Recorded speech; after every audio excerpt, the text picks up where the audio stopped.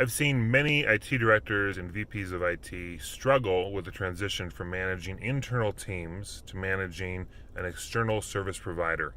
They can end up hamstringing the vendor's effectiveness by asking questions that are too fine in detail or by sending the vendor on wild goose chases to fill out needless documentation. Part of what you pay for with the managed services agreement is the management of the service. So in theory, you just monitor the SLAs, make sure they hit them, and that's the value you're getting from the provider. In practice, you usually have to lean in a little bit to help out the vendor and make sure they hit those SLAs.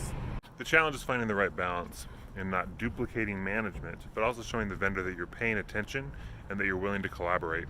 Here are 3 tips in transitioning team management skills to vendor management skills. When managing a service that is delivered by an internal team, some part of your day is probably spent managing the people who deliver that service in terms of things like career development, soft skills, hard skills, that kind of thing. This kind of effort with an external service provider, however, isn't usually very well appreciated. It typically is out of bounds to get too far into personnel management when working with a service provider.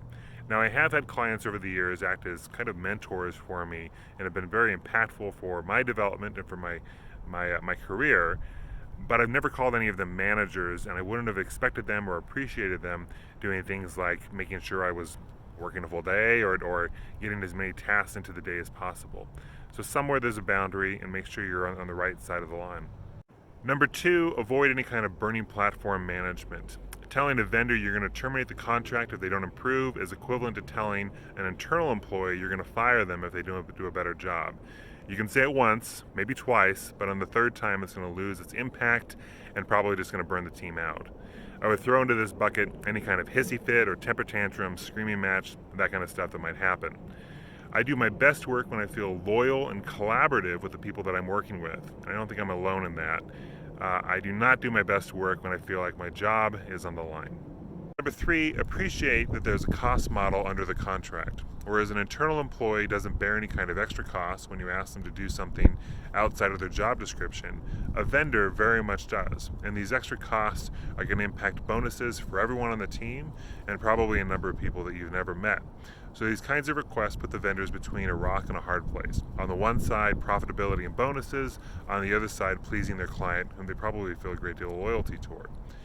When the vendor presents some kind of extra statement of work or request for additional services, it's not because they have a lack of partnership or because they're not willing to invest in the relationship. It's probably because they're trying to cover a cost for a service that wasn't planned for in the cost model. Finally, see the vendor as an extension of your team. Invest in those relationships with empathy and leadership for the best results.